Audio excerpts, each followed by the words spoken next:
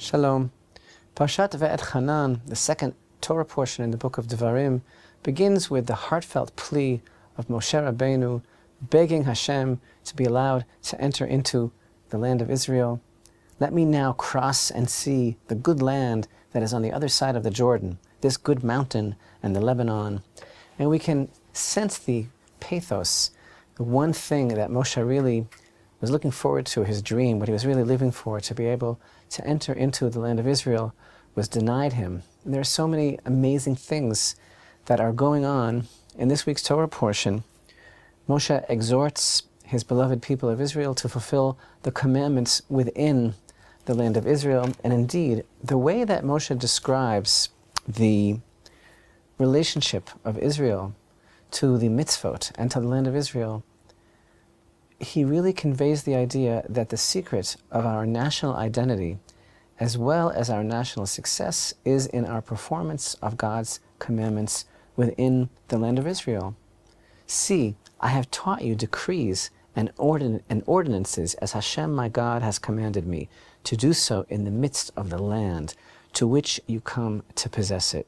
You shall safeguard and perform them, for it is your wisdom and discernment in the eyes of the people, who shall hear all these decrees and who shall say, surely a wise and discerning people is this great nation.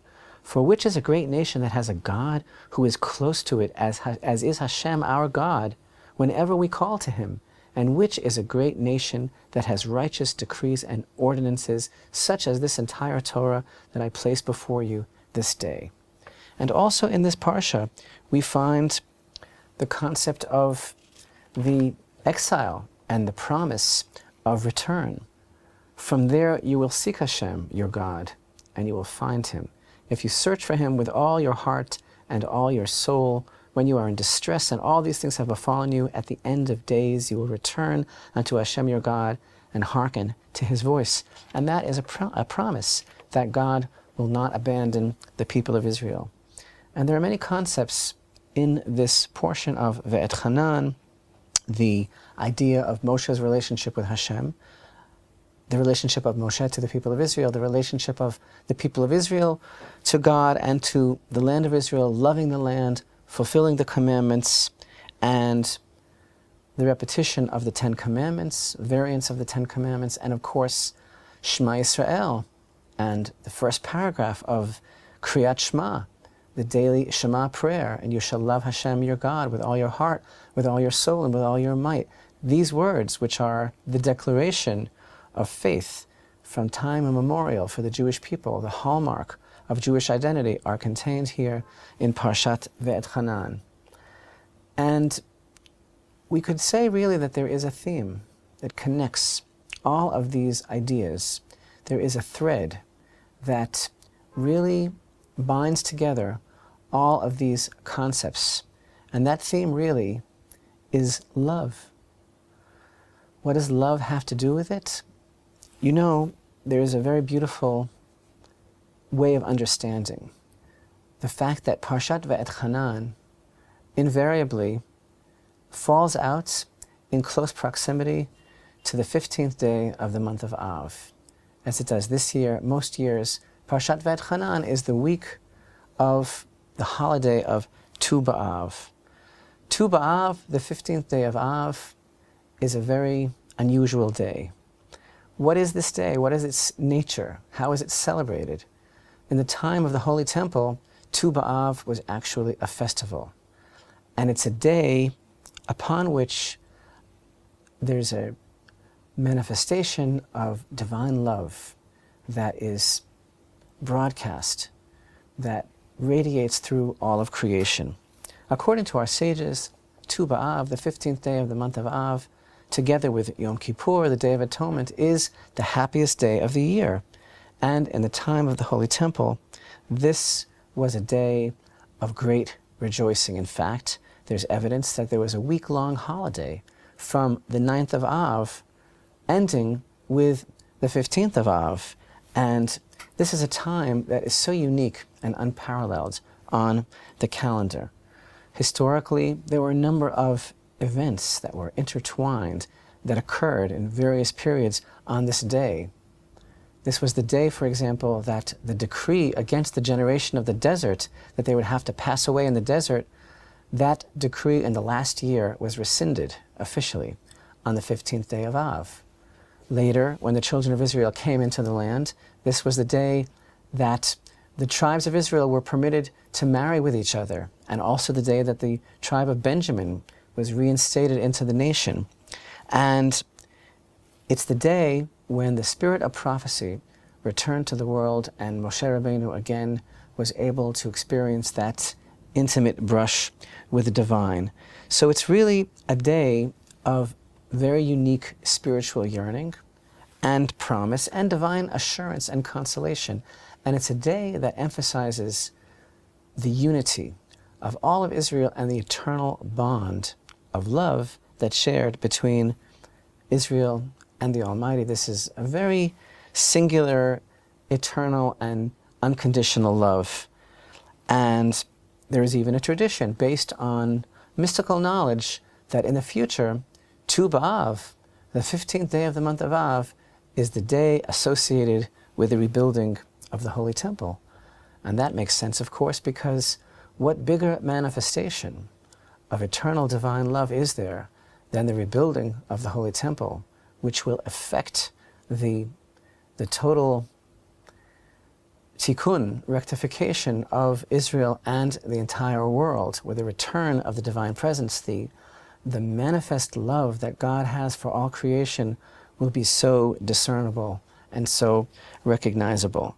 So even in our time, before the temple is rebuilt, this day in modern Israel of Tu B'Av has a certain flavor of, it bespeaks love, matchmaking, betrothal. It's a day when many weddings take place in Israel. It's a day of the relationship of bride and groom.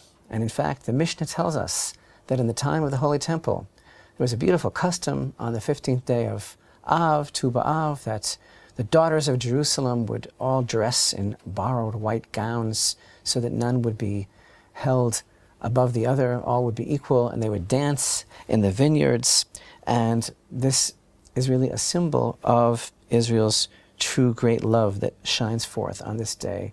And it's a certain very unique spiritual energy that reverberates on this day and sort of reminds Israel that no matter what, nothing can really separate her from her love, her beloved. It kind of brings to mind the verse in the Song of Songs, behold, he stands behind our wall, watching from the windows, peering out from the lattice work. And especially bearing in mind the process of mourning that we have come through now, the process of Bein HaMitzarim, the 3 weeks, crescendoing with the 9 days, and Tisha B'Av, the concept of this rejoicing really expresses this quintessential characteristic of the Jewish people as expressed in Psalms 30, to change mourning and sackcloth into dancing and joy, to be able to get up off of the floor, to get up out of a position of mourning and to embrace the now, to embrace the future, to find a reason to rejoice. Indeed, the connection of Tisha B'Av and Tu B'Av as the idea of a week-long holiday in the time of the temple expresses this indefatigable spirit of the Jewish people, the whole concept of how even in the blackest situation, even in the situation of destruction and mourning, from that very calamity bursts forth the potential for ultimate redemption and a manifestation of the greatest level of divine love. And all of these themes really are reflected in Parshat Ve'etchanan as well. And in fact, speaking of the mysterious concept that Tu B'Av is actually associated with the rebuilding of the third temple, Parshat Ve'etchanan really does begin with an allusion to the temple itself, because Moshe Rabbeinu, when he was asking to be allowed to enter into the Promised Land, he expressed himself in a very unique way. He said, let me now cross and see the good land that is on the other side of the Jordan, this good mountain and the Lebanon. Moshe was asking to see Lebanon. We thought he was asking to come into the land of Israel. And so our sages tell us that this is an allusion to the Holy Temple. The good mountain is Jerusalem, and Lebanon is the Holy Temple. It's called Lebanon because in Hebrew, Levanon, from the root Lavan, white, the Holy Temple has a quality of whitening and cleansing sin and really purifying the entire world. And this is what Moshe wanted to see. And the whole theme of Tu B'Av, the theme of the male-female paradigm, the most beautiful imitation of divine love, as is expressed between God and Israel, of course, is the pure love between man and wife. This is the theme of Tu B'Av. And indeed, Moshe reminds the people of Israel. He called all of Israel and said to them, hear, O Israel, the decrees and the ordinances that I speak in your ears today, learn them and be careful to perform them. Hashem, our God, sealed the covenant with us at Chorev. Not with our forefathers did Hashem seal this covenant, but with us. We who are here, all of us alive today, face to face, did Hashem speak with you on the mountain from amid the fire.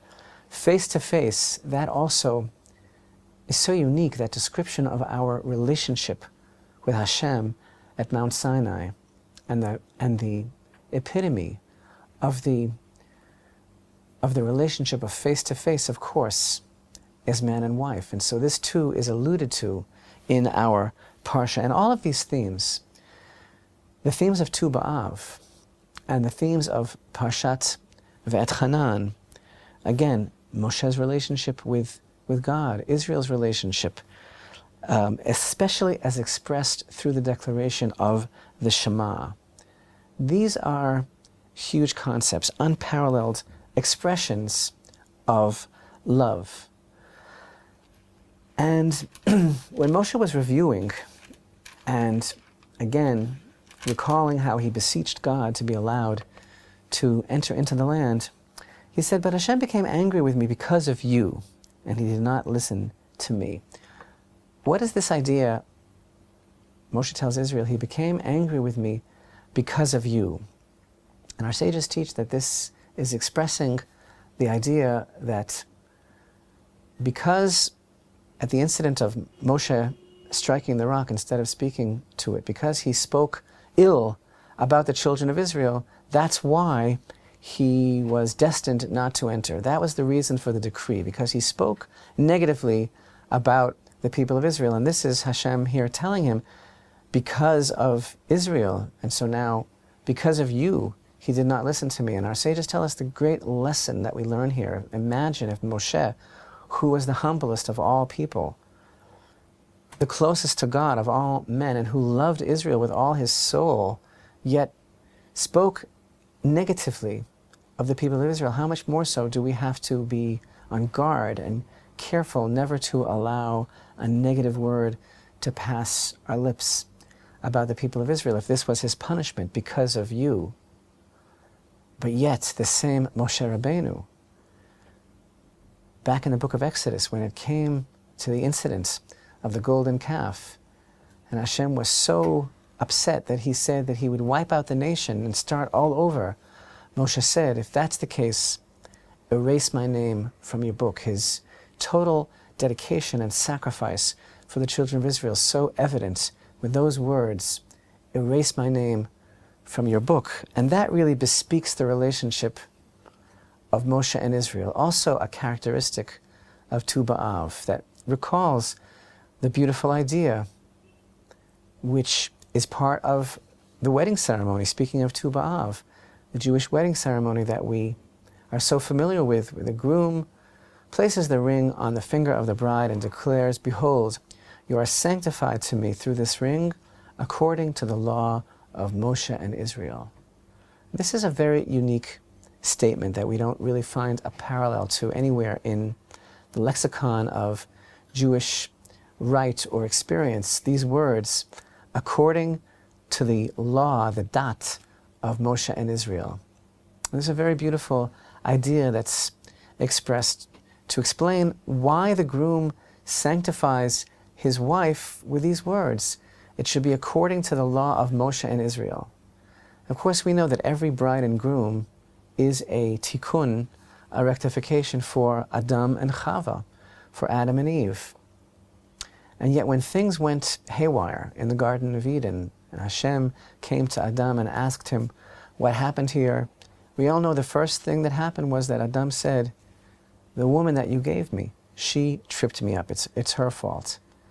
But yet, when Hashem told Moshe that he would destroy the children of Israel and start all over again, Moshe said, I cannot live without my people. I cannot bear even to be alive, even to ever have been created, if not for the people of Israel. Erase my name from your book.